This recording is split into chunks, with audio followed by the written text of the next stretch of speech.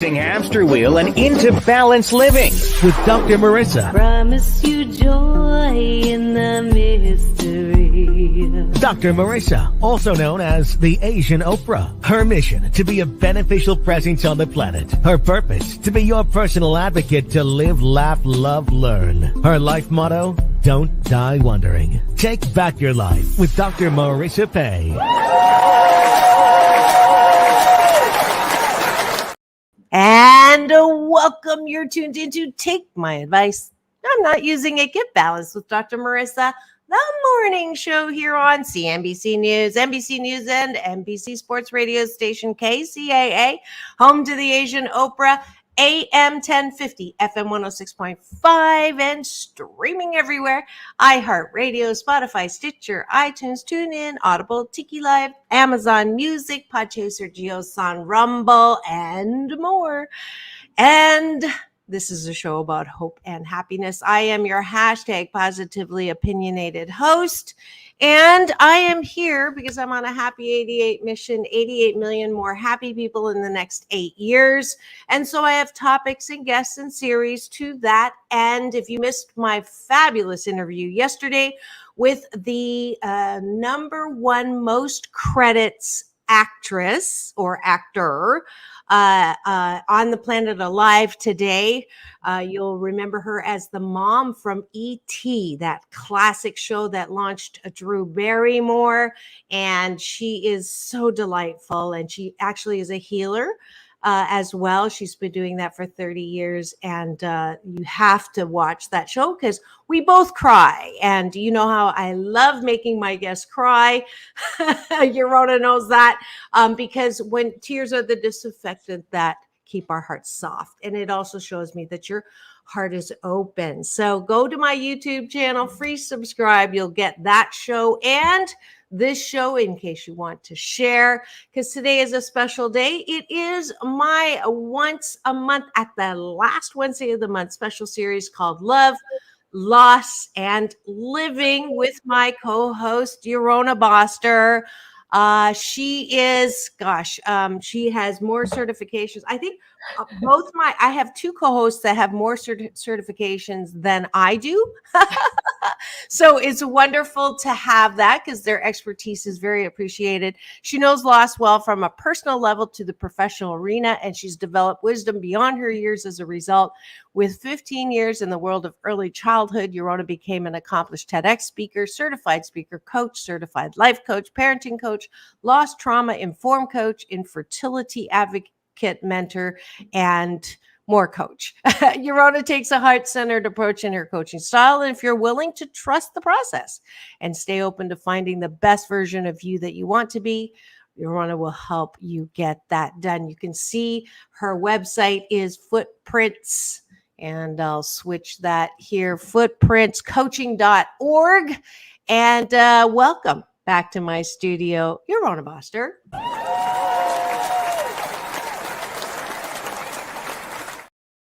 Good morning. Good morning, my dear. It was such a beautiful show we did last month. For those of you who have not seen it, it's a must-see for anyone who, I still don't want to use the word loss. It's the word we usually use when someone passes, but who has is adjusting to the physical body of that person not being here anymore. She had just watched her brother transition, and I had her come on, and instead of co-hosting, I wanted to be her coach for a change and do some grief coaching and just, that natural process of letting go of the physical and embracing the spiritual and that forever person that her brother is. And that was a beautiful, show, if I do say so myself, because I believe that when we are conscious about that process, then we will gain so much benefit from the presence of that person into our lives in a different form. So kudos to you, Yarona, for agreeing to do that. And it was hard, but it was worth it. Yes. Hard, but worth it. And you know what? That's kind of how life is. Things are hard. The easy stuff is great, but the hard things, when you can accomplish those, there's a worthiness in those things that matters more than most things we do. Yes, absolutely. And good morning to you, Ismael. Cortez is streaming in and identifying himself from Riverside. We actually have lots of eyeballs this morning. Thank you. Welcome for streaming in.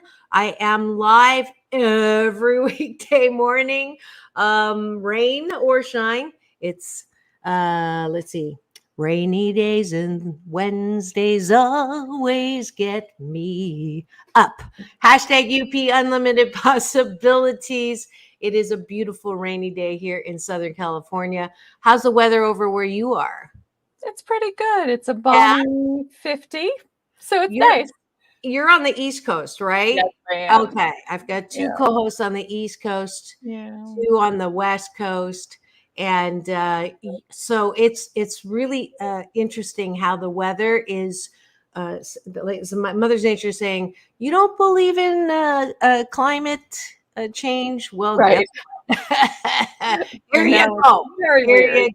Exactly. I'm expecting that there's probably going to be snow in April at some point here. Yes. Which was not a thing when I was growing up. So yeah, that's interesting. You know. Interesting. Now you're in Florida? No, I'm in New Jersey. New Jersey. Yeah. Oh, if I was in Florida expecting snow in April, that would be really awkward. I actually experienced snow in Florida when I was a teenager. The week we decided to go to Disney World, it literally snowed at Disney World. It was, I don't remember the year, but I was, and I can't tell you because if I tell you how old I was, you'll figure out that I'm not ageless. So we're not going there. But it was stunning to have a snow in Florida. Thank you for that finger. Somebody just gave us a finger, not that finger, but this finger. Love having people chat and play along. So go to YouTube channel is my central show number 907. Can you forking believe it? And also LinkedIn as well as Facebook. All right. So let's have breakfast together. You know the drill. Ishmael, you can play along. What are you grateful for? We're going to take a bite of my gratitude sandwich for breakfast. Yarona, give it a start. What are you grateful for this morning? Absolutely. I am grateful that I have a brace on that's holding me upright right now because of all my back issues. But this brace, man, it feels like a hug. So it kind of, it's nice, you know? I'm like, it's not just a brace, it's a little hug in the seat. Yay. I'm grateful for a new hair dryer that my last hair dryer lasted 15 years. Whoa. So I got the same kind, Conair. I need to hit them up for an endorsement or a sponsorship. And that when it died, it sparked so big that I'm grateful that my hair did not catch on fire yesterday. Oh my goodness. Yes. That's two gratitudes. What's your gratitude? I am actually, speaking of hair, I'm grateful that I'm going to get a haircut next week because I desperately need one. So I have a wonderful hairdresser that I've been seeing for a while now, and she would probably yell at you for not replacing your hairdryer sooner. She yells at me all the time about that. Oh, but she's awesome. Well, I'm Chinese and I don't throw anything away unless it's really broken. I hear that. Yep, I'm Jewish. Yeah. My mom would be like horrified if you bought a new hairdresser every 15 years. In fact. Right. I am grateful that the young man who hit me in the front of my car accidentally just got his license in the mail that day, 18-year-old.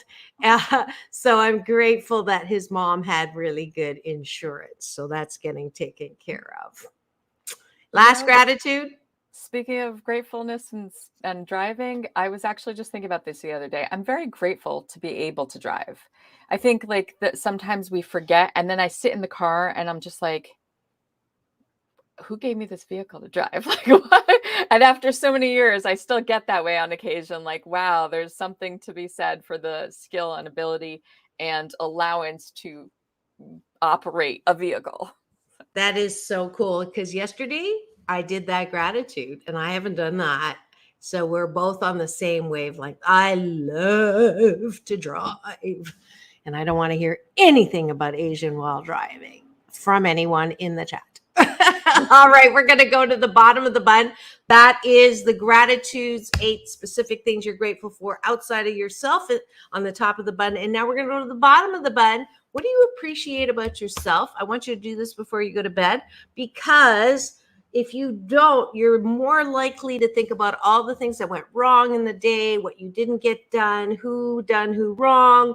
And worst case scenario, you're death scrolling before you go to bed. And no wonder you can't fall asleep. So instead, I want you exercise your muscle of self-approval, self-love, self-care. You heard it from Dee yesterday. Self-love, the foundation of good mental health. So what do you like about yourself, Yarona? I am grateful. I appreciate about myself that, and it's been repeated to me on and over again, that I actually look a lot younger than my age.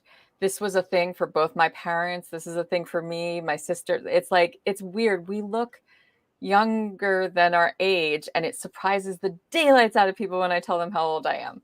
So they're always shocked. I had somebody telling me like I was in my 20s the other day, and I'm like, what are you talking about? Yes. I appreciate the same thing, although we say jokingly for Asian women, or at least Chinese women, that we look 10 to 15 years younger, or even 20, 25 years younger until we hit like 70, and then we go straight to popo, which is bent over, and but that's not true. But I appreciate that part of me as well. And I actually got I don't know if hit on is too strong of a word, but I was appreciated by 3 young, attractive men in their early 20s these last 2 weeks. So I very much appreciate that. Nice. Very nice. Yes. Let's see. I appreciate about myself, you know, that when I do scroll, the things I love to scroll through are like the cat videos and the dog videos and the comedians and stuff like that. Anything that can bring a smile on my face, that's the thing I'm going to stick on if I'm scrolling. I'm going to be like, oh, this looks cute. This looks funny. This looks adorable. I'm going to awe here. So that's what I try really hard to stick to if I'm scrolling. Absolutely. That's a Happy 88 tool of mine, actually, in my book, that says if you don't like what you're looking at, stop looking at it. If it pisses you off when you're scrolling, step away from the device unless you can choose to watch something that actually makes you smile and laugh. So 100% agree. I appreciate that I can pick out fun fashion, and this is actually my first. I'm speaking this afternoon, so I had to get dressed up a little more, but my first size small dress that I have bought in probably 15 years. And I've now passed the 35 pound. I'm 36 pounds down in a year. So I'm thrilled about that. That's fantastic. Thank you. I appreciate that. I've settled into my body, and I appreciate that about my body. Like I give a little bit of a yo-yo and stuff, but the thing that I appreciate is the recognition that I feel good when I'm strong in my body, not necessarily if there's something I can pinch or whatnot. It's really more about the strength. So I really like that. We should have you on my Tuesday co-host. She's a fitness coach, and or vice versa. No, we'll have you on there first. Maybe we could come in. It would be a fun conversation too. All right. I am done with breakfast. I hope you have taken a bite of my gratitude sandwich with us. Thank you very much for playing along. The guarantee, the happiness guarantee is if you have a gratitude sandwich every single day, you will no doubt affect what's in the middle of your day in the most positive way. So thank you. Where's the applause? There we go. And now for today's topic. Yes. What are we talking about?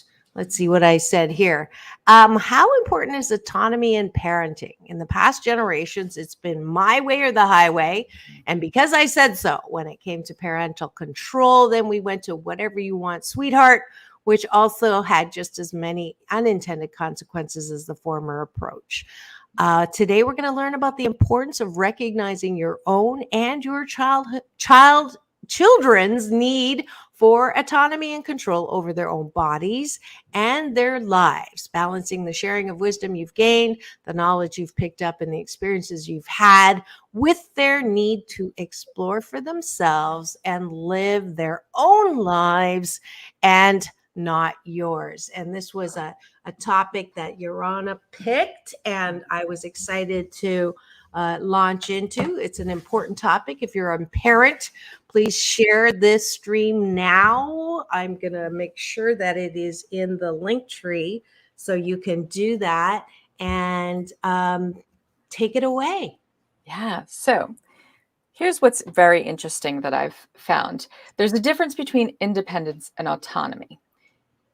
Independence is doing things for yourself. Autonomy is, and that self-control is the ability to have the choice to do for yourself. There's a distinct difference there. For instance, if you are constantly the one picking out your kids' clothes, if you are the one constantly picking what they're going to eat for lunch and you're making that, if you're the one telling them where they should be going for school, which after school activities they should be doing, all of these things lend to removing their autonomy. And we do our children and ourselves a disservice because we all have that inner child that lives inside of us. It's the same person we were when we were young. There's no, it doesn't shift from being a child to being an adult. Guess what? Little secret here. We're still that child too.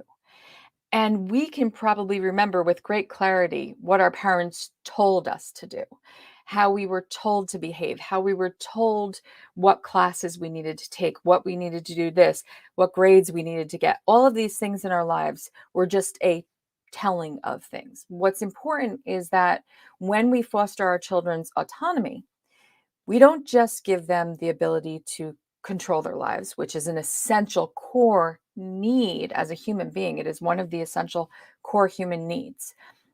We also can then create a level of mutual respect from the parent to the child and vice versa. And that is really important, being one human to another. I think about it like this. It is great that Connor can get himself dressed now because, we've given him the skills and the know-how to. What's even better is when he chooses what he wants to wear because he's making that choice for himself. It doesn't matter if it matches or it doesn't. Can I tell you, one day last summer, we were going to Barnes & Noble and he decided to wear his pajamas, a construction vest, a construction hat, and his Mickey slippers.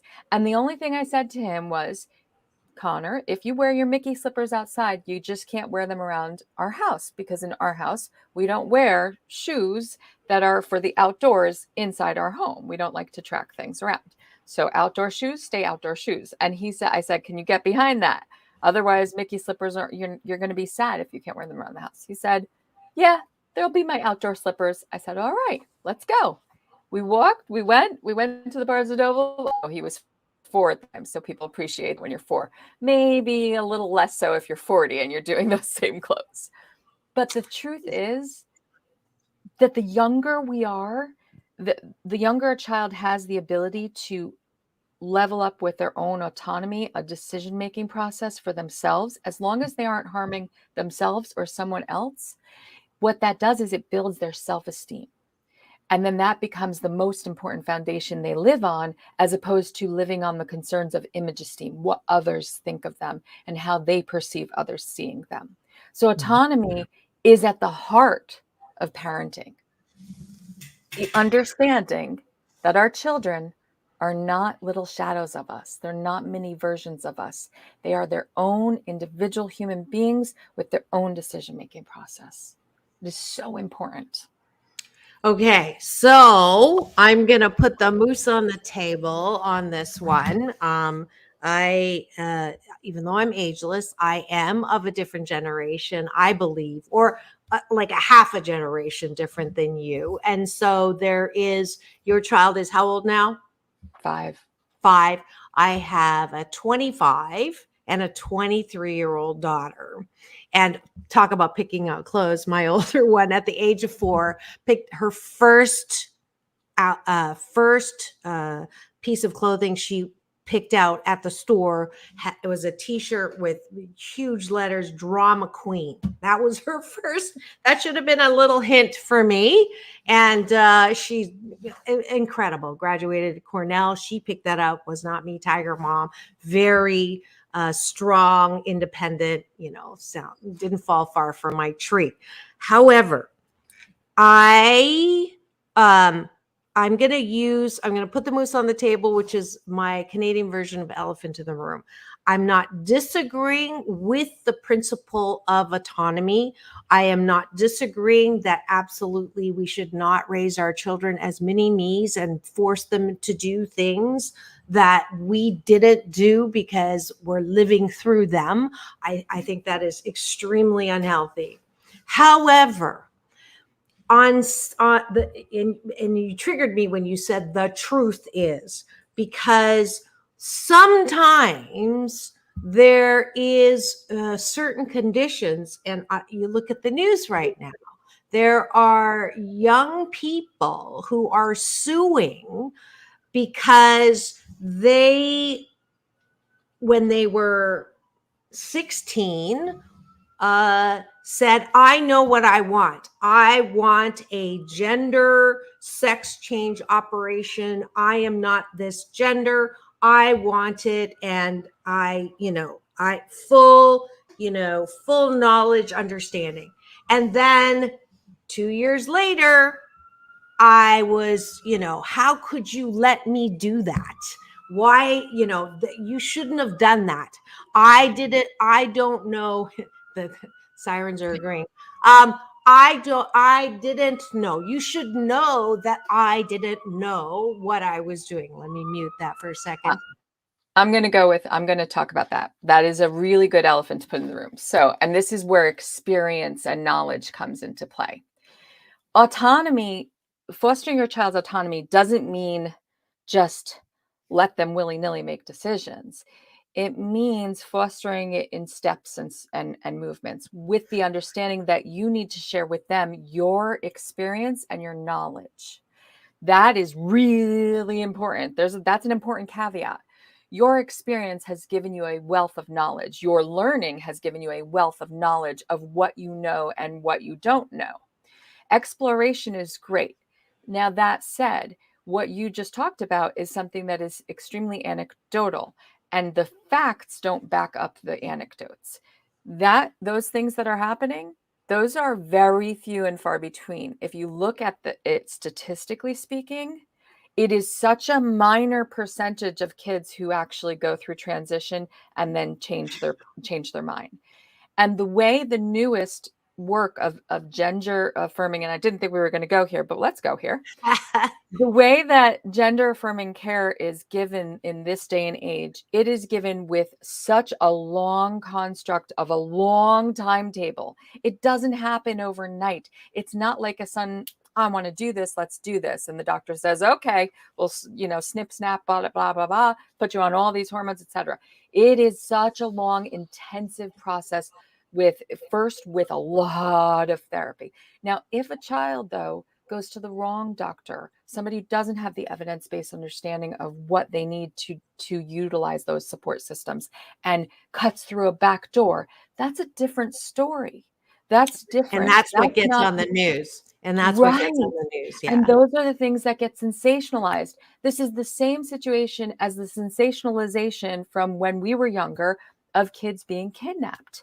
Suddenly, parents started parenting in a fear-based method because they would hear on the news these national news of televised situations of kids being kidnapped. And it made it feel like it was happening everywhere. Yeah. Same thing with airplane accidents, one airplane accident makes it feel like it's everywhere. And then suddenly people are freaking out and don't want to get on an airplane. But statistically speaking, we understand that with the evidence-based knowledge we have, with the statistics we have, with all of the facts on the table that we have, that is not what really happens. I know people who have gone through gender affirming care. I know people who are currently. I know people who have gone all over the place. It is such a long process. And as long as you are having the appropriate support from your family and the appropriate medical care, therapeutic and medical doctors and all of those things, it's long. They do not let just anybody go, I want this. So that becomes an echo chamber of problematic reporting. And I hate to say that that's a problem of our society, but it is the truth. With information everywhere, you can go down a rabbit hole of finding information that suits your narrative. Exactly. And that is a psychological phenomena, just even in regular things, right? If you, it's not I'll believe it when I see it, it's I will see it if I believe it. So that's Pygmalion effect, the strength of your BS, your belief systems can actually control the data that you see. So I agree, and thank you for that clarification. Now I'm going to put another moose on the table since we slaughtered that. We soothed that one off of the table. Another one is and you have a young child, and I hear the the talking and the allowing and the patience, which is not in my vocabulary, and the reasoning and allowing the child to enhance their own decision making and all of that. I do get concerned, however, when I see parents who take that to an extreme, and they are it's like it takes an hour to reason with a 2-year-old because the 2-year-old does not have the reasoning capabilities. And the allowance that I see in airplanes, in restaurants, in stores, where there's a different kind of cry. There's a cry that is a true, my ears hurt, I'm scared in an airplane cry. And then there's the F you, you're not the boss of me. I can do whatever I want. Give me what I want. I'm going to have a tantrum and embarrass you until you give me what I want. And watching parents allow that as a reaction to how they were parented, which was my way or the highway. I don't care. Let me give you something to cry about. That also is not great. No, it's not. Absolute swing to the other side just absolutely drives. And my poor kids are just like, don't say anything, don't say anything, don't say anything, because I raised them, the first time they were bratty, right? In that area, I didn't stand there and start talking to them about yeah, well, let's think about our alternatives here and let's think about our decisions here. No, I took them, and I have to be grateful to my husband on this. He agreed, took them out of the restaurant and went home and said, yeah, but that's a problem this is too. not, that's not restaurant, that's not restaurant voice or behavior, whatever. And, there's a place that you can express and be angry, but that isn't it. And so it only took like 2 or 3 times and they got it. And we didn't have that. I'm going to address that because this is really important. Okay. There is a difference between allowing your child autonomy, understanding that they are an autonomous person, and being overly permissive, or that what's called free range children, like free range eggs. Recognize autonomy means accepting that they're going to make different choices from you. They're going to maybe choose a different career path. They're going to choose for themselves how they want to dress, their own aesthetic, what pleases them. They're going to choose what level of education they eventually need. But there's got to be a really big caveat on the but part, which is that we don't just let it go willy-nilly all over the place. There have to be home rules, house rules, etc. Like, for instance, my son, he can jump on our couch. That's fine. But he also understands that that's exclusive to our house. When he goes over to grandma, he can't just jump on her couch. When he goes to a friend's house, he has to find out what their rules are and stuff like that. He understands that autonomy doesn't mean just getting to do whatever you want. It means specifically making choices that are for yourself, right? But the moment your autonomous, your choices affect other people, you have to create greater awareness of what that effect does. Now, I'll tell you this is something that's really important. What you said about picking your kids up and taking them home. The problem with that is, let's say they don't care nearly as much as you do about wanting to eat a nice meal out. And so whatever, they didn't get, like, it doesn't matter to them. You wanted to eat out. Now they made a difficult choice for you. You took them out of the restaurant. They actually got a little bit of power in that circumstance, which is not really beneficial for a parent who says, I want to have a nice meal out with my family. Why can't I have a nice meal out with my family? I have met people over the years. I still remember this mom who said to me, she was in the shopping. She was in a food store, grocery store with her son. The cart was full. Her son had a massive meltdown tantrum, and she literally picked him up, left her full cart, and went home because she was near tears because she couldn't figure out how to handle his tantrum and continue and finish her shopping. That was more detrimental to her than to him in the moment. He wanted what he wanted. Yes, he didn't get what he wanted, which was a toy or whatever it was that was making him cry, the candy or whatever. But she also didn't get what she wanted in that circumstance, which was to finish her shopping. So that was beneficial to neither party. So one of the reasons why a lot of parents think this whole negotiating process with their kids works or is something that they need is because they want to still be able to get what they want. But the negotiation isn't working either effectively if you don't understand the why behind what's happening with your child's behavior and wait it out.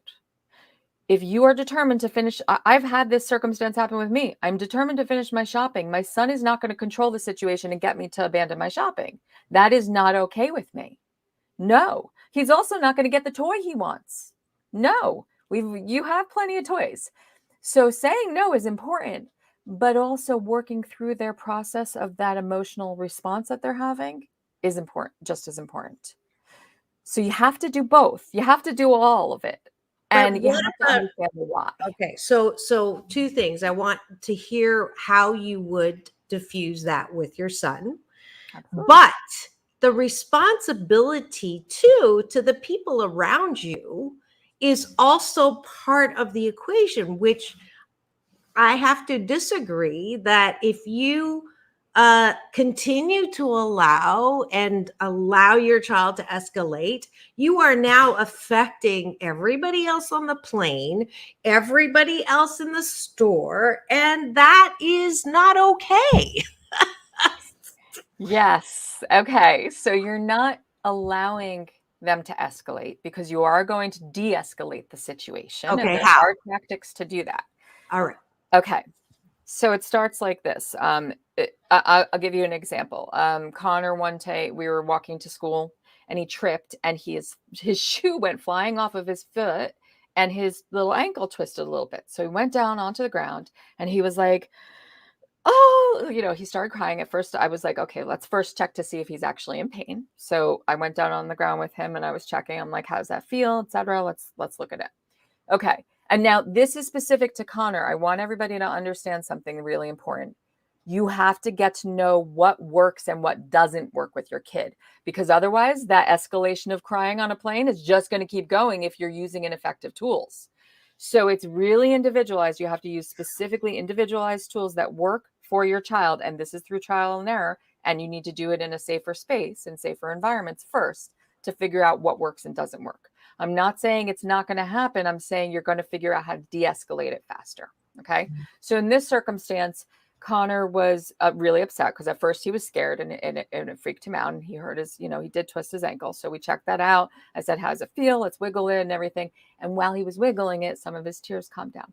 But then he says to me, Mommy, this day is ruined. We got to go home. I just need to go home. I can't do a day, which was hysterical, but I didn't laugh at him. And instead, I acknowledged what he had said. I said, I can see why this is really upsetting to you. You hurt your ankle. That got you scared. Tell me, what were you feeling right there? He told me, I was scared and a little embarrassed because people saw that happen and all this stuff, right? And then I talked through it and I said, well, here's the deal. If we were to go home, this is what would happen. This would not be a play day. Mommy has work to do. You wouldn't have a nice, fun day with mommy. You would have a pretty boring day. And in fact, I would probably give you a little bit of like coloring homework to do and a little bit of this and a little bit of that to keep you occupied while I am working, because mommy's not going to stop working just for you, for just to have a fun play day with you. I said, but if you get up and you brush yourself off and you get your shoe back on and you go into school, what could you have that would be great and fun today? And I didn't say, I didn't tell him his day would be fun. I had him tell me what would make his day fun at school.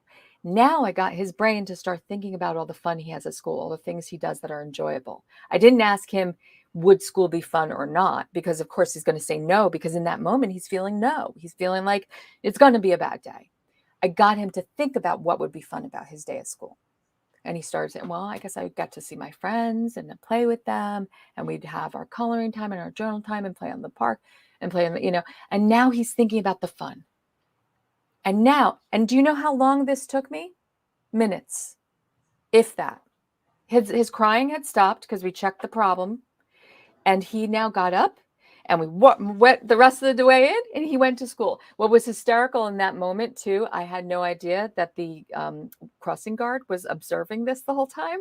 So when I walked back up, she looks at me, she goes, man, that was some high stakes negotiation skills. What I did was I de-escalated the situation with him.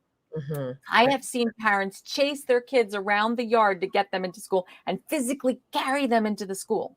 I have seen kids bawling their eyes out and their parents pulling them along.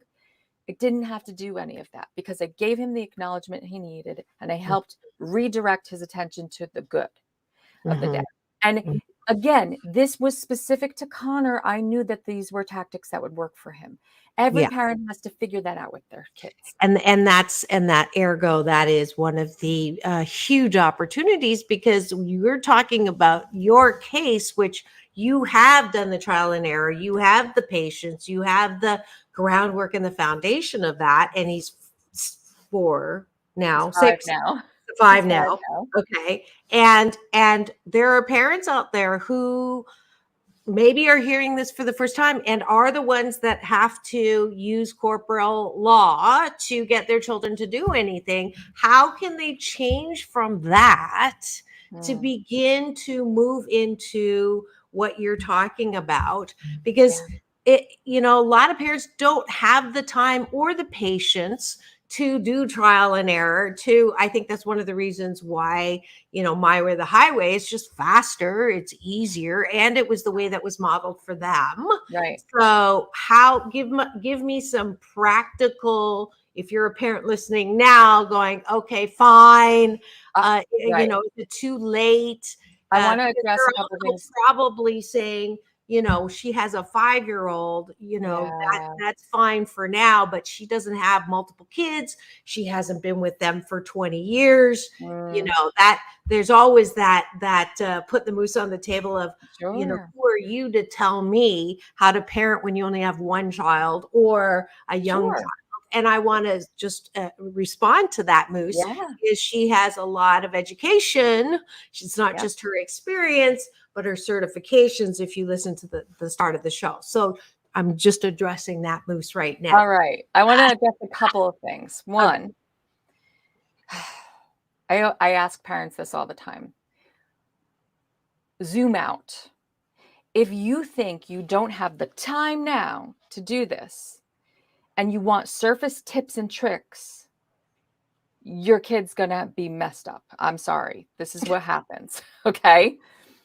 Later in life, and guess what, everybody? I was a kid too. So I'm not just talking about this as a professional. I'm not just talking about this with my 15 years in the field of early childhood. I'm not just talking about this as a parent coach. I'm not just talking about this from a professional experience. I'm talking about my experience as a child of a Holocaust survivor, where we were very reactive in our home. Everything was super reactive. It was a horrible, it was a love-hate situation of scream, scream, scream until you don't scream anymore and everybody's going along happily. So I'm talking about the wealth of knowledge that I've accumulated over the years has to do with real world experience too. I don't want people to think, well, it's too late for my kid. It's never too late. And time, I hate when people say, I don't have time for that. Are you telling me you don't have the time to want to help your child develop into a healthy human being? Because if that's what you're telling me, then I'm going to call bullshitaki on you. Because that's not okay. If you're telling me that 5 minutes, and I'm not talking about doing these things every single day, all day long.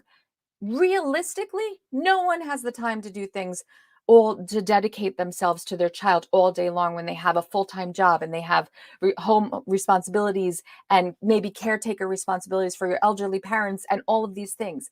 I'm talking about finding the time in your day that would be 5 minutes, 5 minutes to make a change. Do you know, right now, my son is 5. We have a thing that we're doing because we want him to make a change when he's 6. We're setting it up now so he can change till he's 6. And it takes me 20 seconds to say this one thing to him. And my hope is that saying this to him every single day will get him to make that change when he turns 6. So I'm talking about be realistic. What is one thing you want to help your kid with? Work on that one thing. And then you can go to the next thing. I'm not talking about making a massive change to who you are and finding the time. It sounds like you make it like, oh, that means I have to be a dedicated full-time stay-at-home parent. Do you think I am? I'm not. My husband isn't either. What I'm saying is that time is a luxury you can't afford to waste when it comes to your child's development. If you want to stop generational trauma, if you want to stop mental health issues, if you want to stop kids from developing severe anxiety that spirals into the possibility of, I hate to say the word, suicide. If you want to stop all of those things from happening, you have to start small. Mm-hmm. Don't start and think you can change everything about your parenting skills. Start with one thing that you can manage. But the key is, don't go to parents who are parent experts who say, I've got tips and tricks, because tips and tricks, they're surface layer. You need to start by giving yourself more knowledge and awareness of what is underlying all of the things that create a human being. What creates a functional human being? Understanding where it comes from will give you a greater awareness of when your child is having a tantrum on the plane what is happening, checking yourself to figure out what's happening right now, what's happening with me, what's happening with my kid. Okay, what works with my kid, what doesn't work with my kid. Again, it's going to be different for every kid. You've got to figure that out. Now, am I saying I know this stuff? Yeah, I am. I do. But I'm also saying that you're going to learn what works and what doesn't work with your kid best. So so I'm curious, what are the things that you're saying to him so that by age 6, Oh he's yeah, going, this is the thing. what are the Okay. words? So we've had this thing going on specifically where he doesn't like to fall asleep on his own in his room anymore. Like things happened, COVID, all sorts of things changed the way we were previously putting him to bed. And it gave us, unfortunately, we fell back into a bad pattern. So we're in a bad cycle pattern where he is now insisting we stay in the room until he falls asleep. We don't stay in bed with him or anything like that. We stay in the room with him, and he listens to his stories and we just wait until he falls asleep and then we leave the room. We don't want to be doing that anymore. So the one little thing I keep telling him each night is, Connor, when you turn 6, we're going to give you a kiss goodnight. We're going to tuck you in and then you're going to have your stories and you're going to fall asleep all on your own. Isn't that exciting? And we make it this whole big thing and it's going to be wonderful and da, da, da. And I say slightly varied versions of this. Okay, And I got it. So you're setting the intention and bringing them along with that. Great comment here from my LinkedIn family. Glenn Edwards, if there's one thing a parent must do for their children is not lie. Yeah. So speak to that. And we are in the last final stretch, and I know you did want to introduce something for Advocacy Day, but go ahead, respond to that. Yes, I agree, Glenn. I agree. Lying to your kids does not set them up for success. It absolutely sets them up for failure.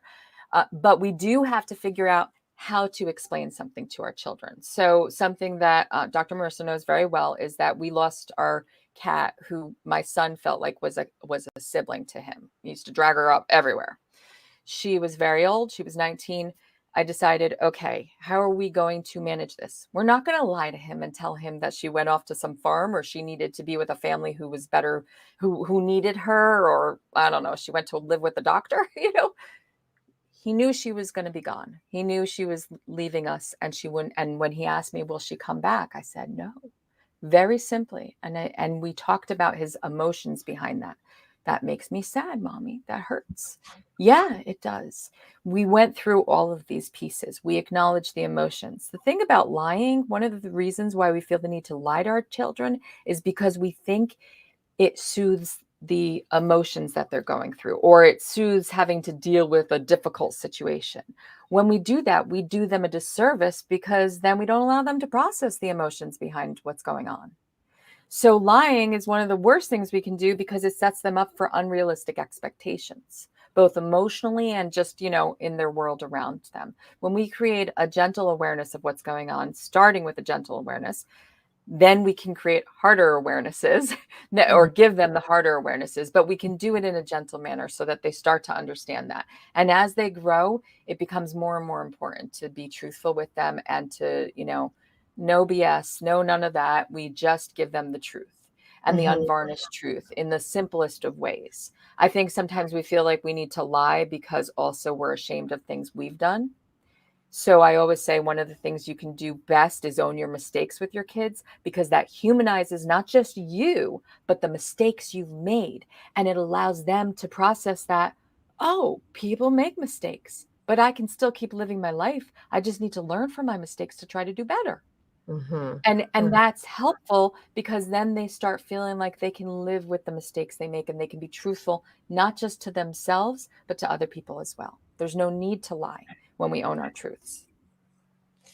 Yeah. Yes. So you have agreement, Glenn, from Yarona. I would just like to add a caveat, though, that I think, that you can't handle the truth or brutally honest truth. I don't think there's ever a time for that necessarily. That there are times, when to hold and when to fold, at what age or at what level of understanding do they need to be at before you tell them the truth. I will say that is my asterisk on truth, or on, you know, on the authentic. I have an issue sometimes with people who say I have to be authentic, which just means Mm. I'm going to tell you everything that I think about Yeah, you. that's With not authentic. brutally honest, I think that's bullshit hockey. And Yeah, thank no. you for using my term earlier. That was hilarious. But I do believe, and my final word on this is, yes, there are things that we are, as parents, beholden to allow our kids to learn, Mhm. and you know, and share our experience, but at what age and at what time is very important. You just can't blurt, you know, Right. your experiences at any time. There has to be that gauge also, which is know when to hold and when to fold. Also, I believe we're putting unfair pressure on ourselves if Mm. we want to fix every single thing that we got from our parents that we know was not healthy, because that's setting ourselves up to fail. We just Right. do better than our Right. parents did. My children will do better than I did. Yeah. Their children will do better. So Right. for us to completely turn around Oh yeah. what our parents did, because they did the best that they could with the time that they had and the resources they Absolutely. had. And I think back to what I was taught from one of my guests, Edwene Gaines. You know, your mother's job was to pop you out. The rest is gravy. So if she was able to pop you out, and that takes away all of that bitterness that we are, those Mhm. expectations that our parents should have been perfect. So that's Yes. my final word on that. Yes, and Um, I would like to say one thing to that. I'm not talking about changing an all or nothing situation. I'm talking about finding balance, finding ways to yes. change small things, and small growth and small progress equates to larger growth and progress over time. But you can't be unrealistic with your expectations, and it's not an all or nothing situation. So I appreciate that. Yeah, I hope nobody got that from me. I don't think that people should change. No. I still make mistakes. I kid you not. And if you ever go to a parenting expert who says they don't, run away because it's not true. People make mistakes. We're human beings raising other human beings. But I think if we learn the why behind things, it can help us adjust a little bit better. Just a little bit better. It can help us manage things just a little bit better. And little things equate to bigger things in the end. Absolutely. And I'm trying to nudge you over to something that Yes. you absolutely Okay. wanted me to Yes, thank you so much. wanted to Okay, cover. so every year, so I work with the infertility world. The national Resolve is the National Infertility Association, and they are an amazing organization, nonprofit organization. They work in conjunction with ASRM, and every year we do Federal Advocacy Day, which is where we actually meet with our federal legislators and talk about the various issues and federal and legislation around infertility issues. So this year's Federal Advocacy Day is on Tuesday, April 25th. Anyone who lives anywhere in the United States can sign up to be an advocate. You do not have to have any advocacy experience. If you know somebody who's struggling with infertility, if you are struggling with infertility and you want to create a little bit of a place where you feel like you can gain a measure of control back in your life in a very helpless situation like infertility, which I experienced for 10 years, it is an amazing way to give back. So I would urge anybody to do it. We hold your hand through the entire way, and we will give you all the tools you need. And if you want to sign up, go to resolve.org and look on for the events on Advocacy Day and sign up to be an advocate. It's free and it's virtual, so you can do it right from your home. Yeah, and there's your co-host right here, first up on the videos. So very easy navigating this. By the way, compliments to whoever did your site. You can register. There's lots of resources there. It is resolve.org. Very easy again. So I encourage you to sign up for that. If you know anybody who is going through infertility, opportunities or fertility opportunities, as I always like to reword all of that, please do direct them there. And we are out of time. Glenn, thank you again. Quick, his comment here. I am more along the line, if you don't eat your veggies, there will be no dessert. The child does not eat the veggies and the parents lets them eat the dessert anyways. The parent has lied. Okay, that's what we he's can talking chat about that, Glenn, for sure. Yeah, for sure. We went through that maybe before you got on. But thank you so much for streaming in and being part of this really Moose on the Table. We did a lot of work today. Thank you, Yarona, for being a fabulous co-host as usual. You know the drill. It's all about balance. Peace in, peace out, world peace through inner peace. Tune in tomorrow with Straight Talk with Sam Works and Dr. Marissa. Now go and have the best day ever.